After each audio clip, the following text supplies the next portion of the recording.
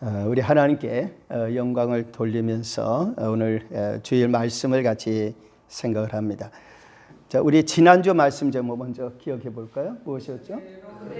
그대로 되는 힘. 하나님께서 우리가 믿음으로 기도로 그대로 되는 놀라운 역사가 있기를 바라고요. 오늘 말씀 제목 같이 한번 읽어볼까요? 소원의 계획자. 소원의 계획자. 디자이너라 할 수도 있고 플래너라도 할 수 있고 우리 하나님 앞에서 우리 소원의 계획자. 자, 우리 예수님은 계획의 하나님이시다. 계획. 여러분들 지난번에 이제 영화 기생충에서 아들을 향해서 야 아들아 너에게 계획이 있구나 이렇게 말한 그 말이 유명한 말이지만 그러나 어떤 이제 남을 속인다든지 그런 어떤 이제 계획이 아니라 우리 주님의 계획은 차원이 다르죠. 영혼을 구원하는 하나님의 뜻을 이루는 이제 그런 사랑의 계획이라 할 수가 있습니다.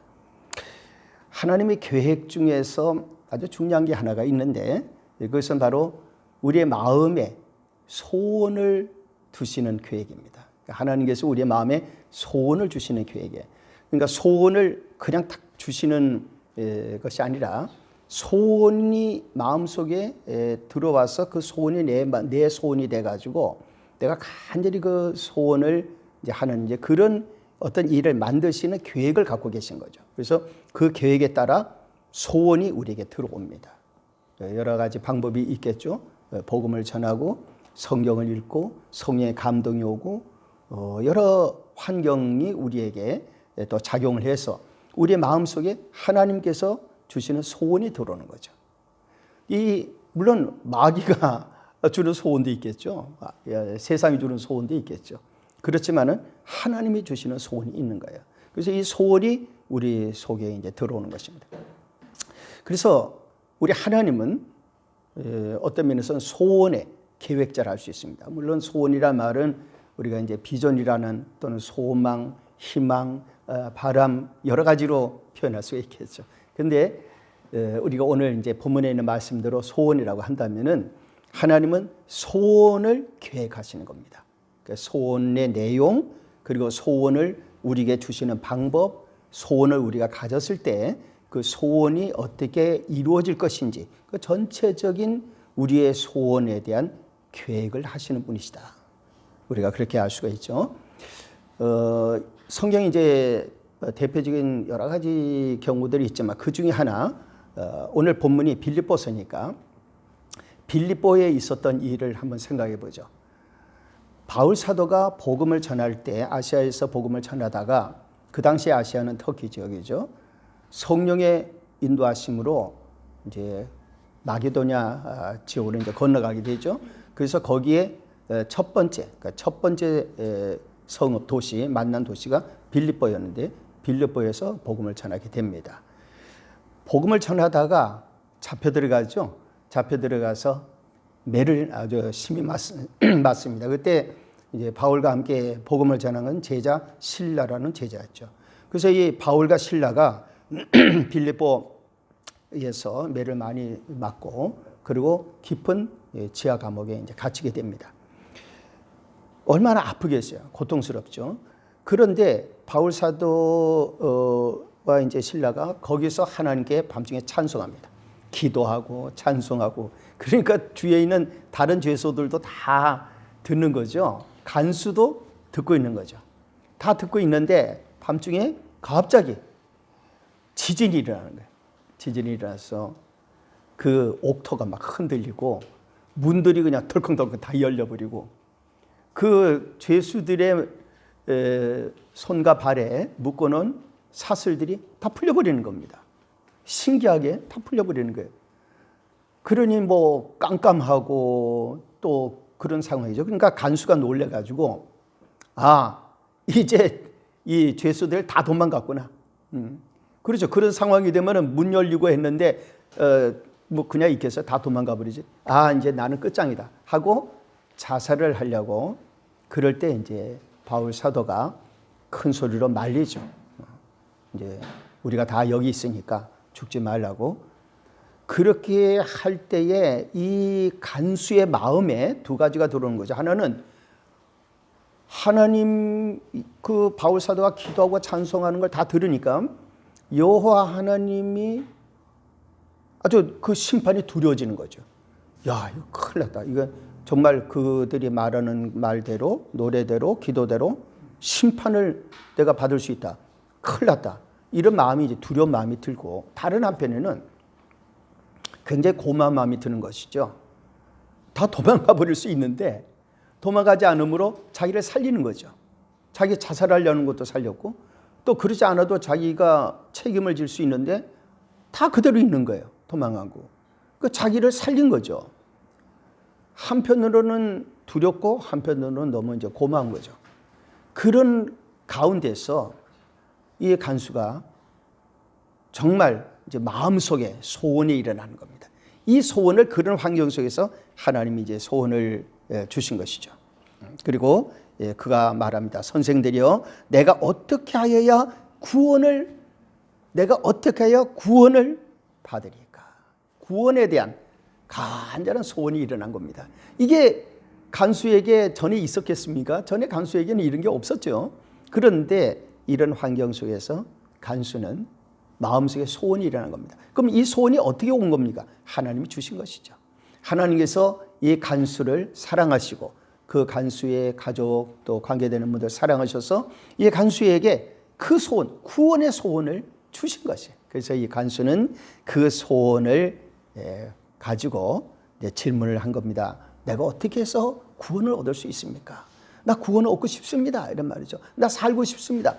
당신들이 기도하고 노래했던 그 영생, 영원한 그 영생을 나도 받고 싶습니다. 그 어떻게 하면은 그렇게 할 수 있죠? 라고 그렇게 호소를 한 것입니다. 우리 하나님은 우리에게 소원을 주시면서 그 소원이 우리의 삶을 완전히 새롭게 할 수 있는 그런 계획을 갖고 계시다. 그러니까 하나님의 계획이죠. 자, 그러면 소원이 우리에게 오는 거, 소원이 우리 속에서 우리의 소원이 되는 거, 그리고 그 소원으로 인해서 열매가 맺히는 거, 이것은 소원의 삼겹줄이라고 할 수가 있습니다. 자, 우리가 오늘 이 소원의 삼겹줄에 대한 이야기를 조금 해보려고 합니다. 먼저 우리가 소원의 계획자라고 하는 이제 그 어떤 주제를 통해서 우리 세 가지를 생각해 보는데, 그 첫째가 믿음대로 되는, 우리 지난번에 이제 그대로 된다는 것을 우리가 믿음에 대해서 생각을 했지만은, 믿음대로 되는 소원의 긍정을 계획하라. 긍정을 계획하라. 하나님은 우리에게 소원을 주시는데 그 소원은 믿음대로 되는 소원입니다. 그 믿음대로 되는 소원이 우리에게 올 때 우리가 해야 될 것이 있어요. 그것이 뭔가 하면 긍정입니다. 바로 아멘인 것이죠. 자, 빌립보 간수가 질문했을 때 내가 어떻게 구원을 얻습니까? 라는 그 구원의 소원에 대한 질문을 했을 때에 바울 사도가 그에게 답을 제시합니다. 주 예수를 믿어라. 주 예수를 믿어라. 그리하면 너와 내 집이 구원을 받으리라. 네가 원하는, 당신이 원하는 구원, 예수 믿으면 된다. 그렇게 말씀을 전한 것이죠. 주 예수를 믿어라. 그리하면 너와 내 집이 구원을 받으리라. 바울 사도가 이렇게 증거했을 때 간수가 어떤 반응을 보였나요? 아멘의 반응을 보였습니다. 긍정을 했습니다. 그렇습니다. 제가 예수님을 구주로 믿겠습니다. 그래서 그 밤에 바울 사도를 통해서 이 간수와 그 가족들 다 예수 믿고 그리고 세례를 받았습니다. 이래서 빌립보 교회는 그 전에 루디아의 집에서부터 시작을 해서 그리고 이 빌립보 간수의 집안 식구까지 함께 모아지면서 빌립보 교회가 서게 된 것이죠. 그 빌립보 교회를 향해서 바울 사도가 이 빌립보서를 이제 써서 보내게 된 겁니다. 무슨 얘기를 바울 사도가 하는 걸까요? 그것은 여러분들이 예수를 믿고 구원을 받았다. 여러분들이 예수를 믿고 정말 하나님의 백성이 되었다. 그렇다면은 어떤 경우, 지금 바울 사도가 옥에 갇혀 있거든요. 옥에 갇혀서 지금 이 서신을 쓰는 겁니다. 내가 있든지 없든지, 여러분들 눈에 무슨 뭐 어떤 대단한 역사가 보이든지 안 보이든지, 여러분들은 하나님의 말씀을 믿고 예수 믿고 구원받는 그 믿음을 지켜야 된다. 이런 말이죠. 그것을 지켜야 된다. 그래서 그 긍정한 아멘의 공식, 그 신앙의 어떤 삶의 아주 중요한 부분을 계속 지켜나갈 계획을 세워라, 이런 말입니다. 이것도 계획이 필요한 것이죠. 그래서 바울사도가 이렇게 증거합니다. 그러므로 나의 사랑하는 자들아, 너희가 나 있을 때뿐 아니라 더욱 지금 나 없을 때에도 항상 복종하여 두렵고 떨림으로 너희 구원을 이루라.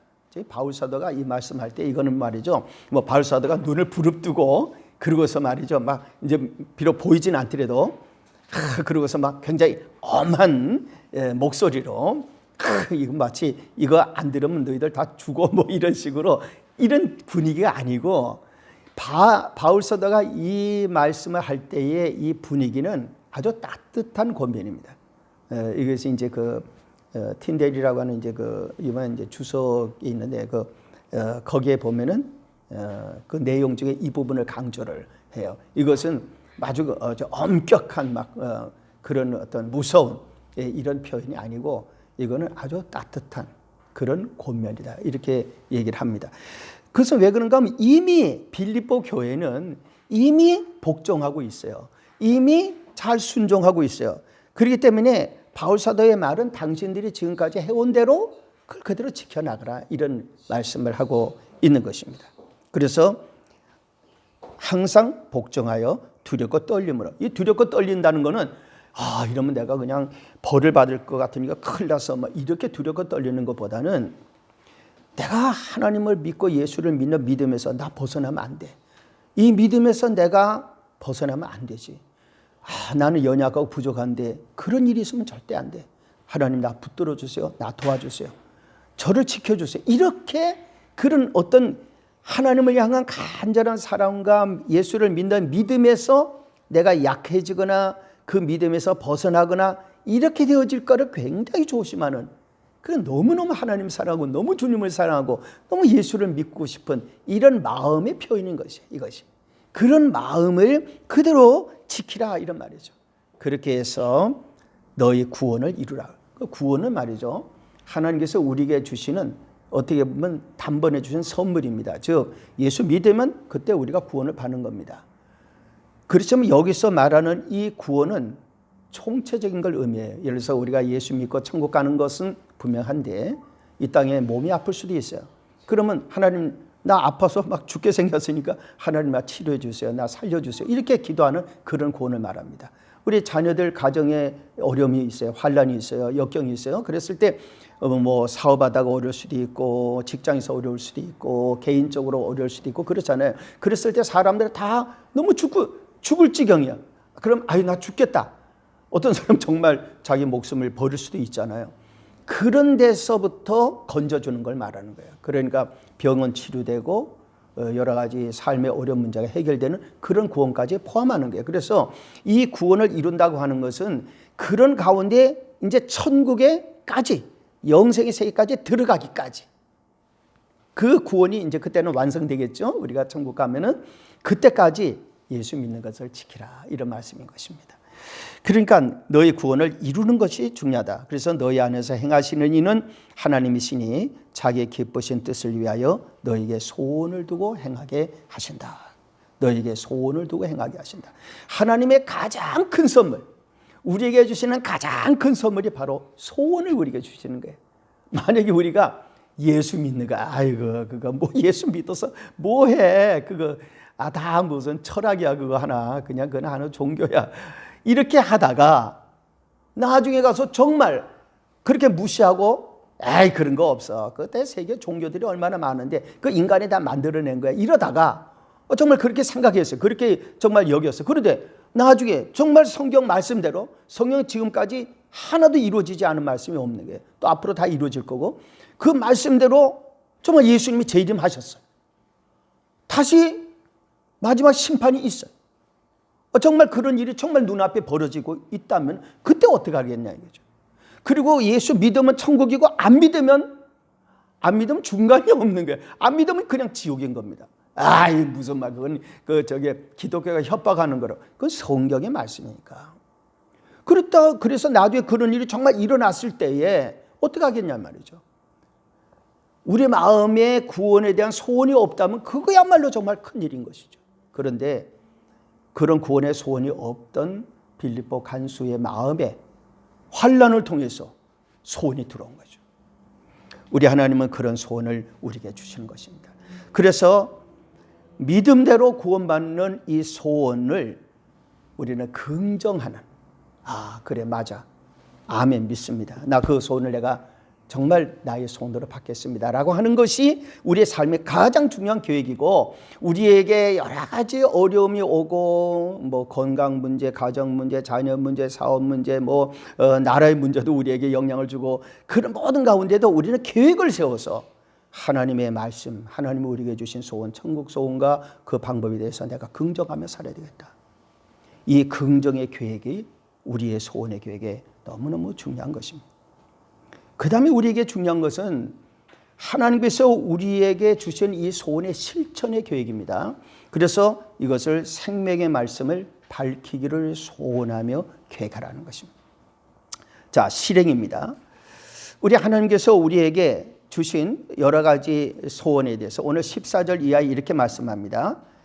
하나님의 소원을 받아가지고 그 소원을 실천하는 일을 할 때에 모든 일을 원망과 시비가 없이 하라.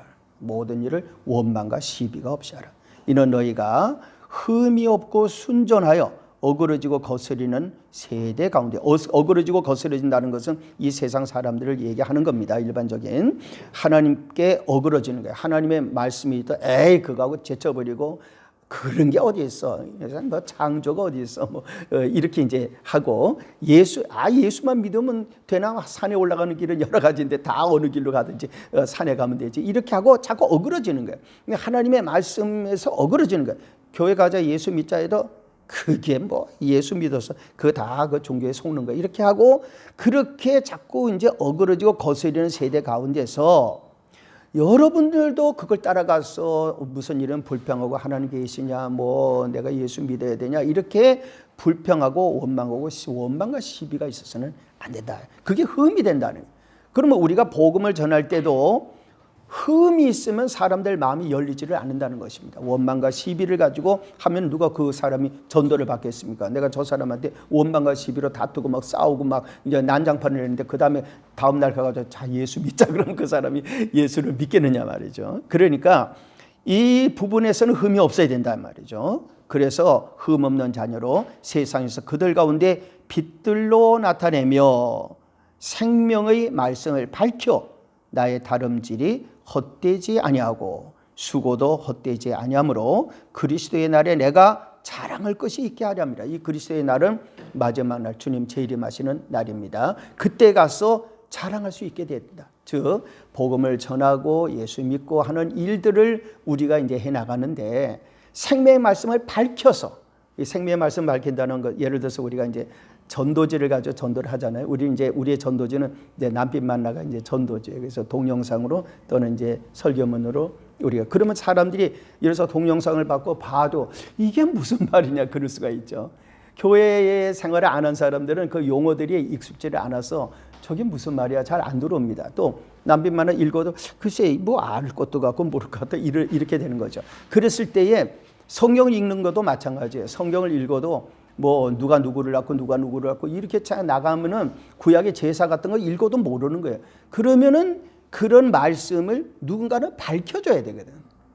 누군가는 그 말씀을 풀어줘야 돼요. 아는 자가 모르는 자에게 그걸 설명해 줘야 되는 거죠. 이게 생명의 말씀 밝히는 일이에요. 이거를 계획해야 된다는 거예요. 그러니까 우리가 하나님의 나라를 위해서 복음을 위해서 일할 때 이것은 빛의 전달자라 이렇게 표현을 하는데, 우리 라이트 베어러 빛의 전달자, 우리는 빛의 전달자로서 어두운 데 빛을 비춰서 그 말씀을 풀어주는 거예요. 그래서 빌립이라는 제자가 그 에디오피아와 간다게 여왕의 국고를 맡았던 네시가 이사야서를 읽을 때, 이사야서 53장을 읽을 때 그것을 이게 도대체 누구 얘기지? 모를 때 거기에 빛을 비춰줘서 그게 예수님 이야기다라는 걸 설명해 줬죠. 그렇게 생명의 말씀 밝히니까 그분이 그 자리에서 나 예수 믿겠다, 세례 받겠다 해서 그 자리에서 세례를 받고 가게 되었던 것이죠. 그러니까 생명의 말씀을 밝히는 일이 필요한 거예요. 그러니까 우리는 우리에게 주어진 전도의 도구를 밝혀줄 필요가 있습니다. 이 계획을 우리가 세워야 돼. 어떻게 그럼 내가 이 복음을 전도하면서 어떻게 이걸 밝혀주지? 내가 어떻게 뭐 전화로 아니면 문자로 아니면 만나서 어떻게 밝혀줄까? 이 일을 해야 되는데 이와 같이 전도의 소원을 가진 계획자가 나중에 하나님 나라의 면류관이 된다는 것입니다. 이게 자랑감이 된다는 거예요. 나중에서 하나님은 이것을 자랑하신다는 거예요. 우리는 우리 개인이나 교회나 가정이나 우리 하나님의 교회의 면류관이 되고 자랑감이 되어야 됩니다. 마지막으로 이 부분이 이제 아주 중요한데 사랑의 희생을 다 부어주는 일을 계획해야 됩니다. 사랑의 희생을 다 부어주는 것, 이것이 바로 예수님이 하신 일입니다. 오늘 본문에 이런 말씀을 하고 있어요. 만일 너희 믿음의 제물과 섬김 위에 내가 나를 전제로 드릴지라도, 전제라는 말이 나오죠. 전제로 드릴지라도 나는 기뻐하고 너희 무리와 함께 기뻐하리니 이와 같이 너희도 기뻐하고 나와 함께 기뻐하라. 저희 전제라는 말, 구약에 우리가 이제 나중에 기회가 되면 그걸 따로 좀 다루겠지만요. 구약의 제사에 여러 종류가 있죠. 근데 그 제사가 다 기억되기 어려운데 우리 지난번 40일 기도할 때 나눔 국사놀이 그러니까 나눔 국사놀이 이제 이게 근데 자꾸 하니까 이제 그게 기억이 되는 것처럼 이제 구약의 제사도 그게 이제 구약의 제사는 5가지 또는 6가지가 있습니다. 이제 그 중에 이제 본질로 봤을 때는 이제 화제, 그러니까 이거 태워서 하나님 앞에 드리는 이제 뭐 화제도 있고 또 뭐 여러 가지 방법이 있어요. 근데 그 중에서 예를 들어서 이제 하나님 앞에 태워서 드리는 이제 화제, 그 다음에 이제 곡식을 드리는 이제 뭐 소제. 근데 그 화제는 이제 나중에 이제 그 태웠던 방법이 번제. 제가 이제 그 방 하나 그걸 알려드릴게요. 번제가 있고, 그 다음에 소제가 있고, 그 다음에 화목제가 있고, 그 다음에 이제 속죄제가 있고 속건제가 있습니다.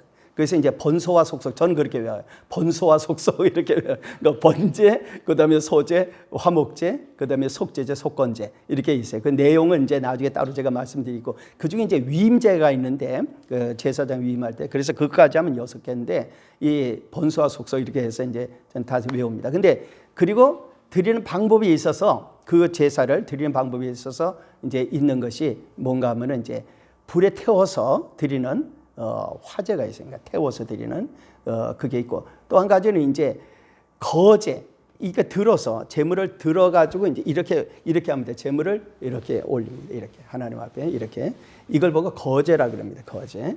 그리고 이제 요제라고 하는데 이것은 이제 이렇게 위에서 들어가죠. 제물의 이제 뒷다리나 곡식을 들어서 이렇게 합니다. 이렇게. 이걸 보고 요제, 흔든다고 해가지고 요제라 그래. 요제. 그렇게 하고, 그 다음에 그래서 우리가 이제 예를 들어서 할렐루야 하면 이건 이제 거제와 가서 할렐루야. 또 우리가 찬양할 때 할렐루야 주여 믿습니다 막 이렇게 한다 그러면 이건 요제와 같은 거예요. 그렇게 이제 하는데 거기에 이제 뭐가 있는가 하면 전제가 있습니다. 이 전제는 제사를 드릴 때 그 제사의 마지막에 이 제사가 이제 마무리되는 거예요. 거기에 포도주, 붉은 포도주를, 피를 상징하는 붉은 포도주를 붓는 겁니다. 또는 동물의 피를 붓기도 해요. 이것은 이 제사가 완전히 이제 바쳐지는 거예요. 마무리되는 게 다 이루어지는 제사가 되는 거예요. 이게 바로 예수님이 십자가에서 출애굽의 모든 일을 완성하시면서 동시에 하나님 앞에 드리는 십자가의 제사를 완성하셨다, 다 이뤘다 하신 이유입니다. 그게 바로 예수님의 전제인 겁니다. 예수님께서 그래서 드링크 오퍼링이라고 그러는데, 예수님이 그 십자가에서 이제 너무 목말라 하시니까 이제 쓴 저거를 포도주죠. 그걸 갖다 이제 독한 거를 갖다가 입에다 이제 갖다 대고 이제 그러는데, 이제 그 모든 걸 다 마시는 겁니다. 근데 그것을 피를 마시듯이 다 그걸 이제 부어내는 거예요. 이게 예수님의 전제입니다. 예수님 십자가의 그 드링크 오퍼링입니다. 그런데 바울 사도가 지금 그 얘기를 하는 겁니다. 이제 예수 그리스도의 십자가를 상징하는 이 전제처럼 내가 여러분들의 믿음의 제물 위에 나를 부었겠다. 즉 지금 바울 사도는 곧 순교할 사람이에요. 그러니까 자기의 모든 생명을 바쳐주겠다는 겁니다. 그러니까 하나님 앞에서 우리가 어떤 일을 계획했을 때, 예를 들어서 우리 교회가 이제 금년 10주년이에요. 그럼 10주년에 우리 교회가 이 지역을 위해서는 또 영혼 구원을 위해서 뭘 하겠다고 해가지고 계획을 세웠어요. 뭐 어떨 때는 뭐 물건을 준비하고 예산을 준비하고 뭐 이럴 수 있죠. 그랬을 때 그것을 다 부어드리는 게 전제가 되는 겁니다. 예를 들어서 우리가 주를 위해서 봉사한다고 해서 이제 계획을 세웠어요. 그래 놓고는 어디 가서 이제 뭐 구제도 한다고 하다가 그 구제하면서 뭐 일부러 좀 빼고 그다음에 그걸 다 했다가 이거 하는 너무 아까워하고 하다가 안 하는, 예를 들어서 100%를 계획했는데 90%를 하고 10%는 내가 안 하고 남기는 것은 전제가 아닙니다. 그러니까 하나님 앞에서 내가 생각하고 우리가 계획하고 기도했던 헌신을 몽땅 다 붓는 게 이게 전제인 거예요. 바울 사도는 그걸 하겠다는 거예요. 빌립보 교회를 해서 내가 다 여러분들 위해서 나를 바치겠다 이것입니다. 그래서 오늘 우리가 하나님 앞에서 소원의 계획을 할 때 이것이 우리에게 기쁨이 오고 주님이 기뻐하시는 거예요. 내가 너희를 기뻐한다. 내가 너희를 기뻐한다. 이 말을 듣게 되는 겁니다.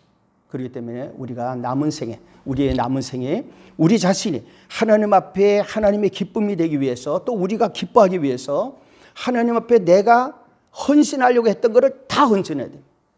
내가 하나님 앞에 나를 부어드리려고 했던 거 다 부어드릴 때 십자가를 증거하는 게 되는 겁니다. 그 십자가는 바로 그 전제이기 때문에.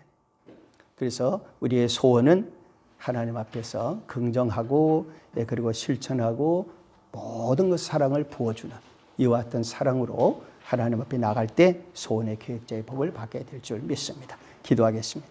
우리를 인도하시는 하나님 아버지, 성령으로 도와주시고 우리의 남은 생에 우리가 교회를 위해, 나라와 민족을 위해, 또는 가족을 위해, 이웃을 위해 우리의 또 하나님께 드리고 가야 될 것들 다 부어드리고 우리 하나님 앞에서 이 모든 소원의 계획자 되신 하나님 앞에서 우리도 이 소원의 좋은 계획자가 되는 복을 받게 하옵소서. 예수님 이름으로 기도 올리옵나이다. 아멘.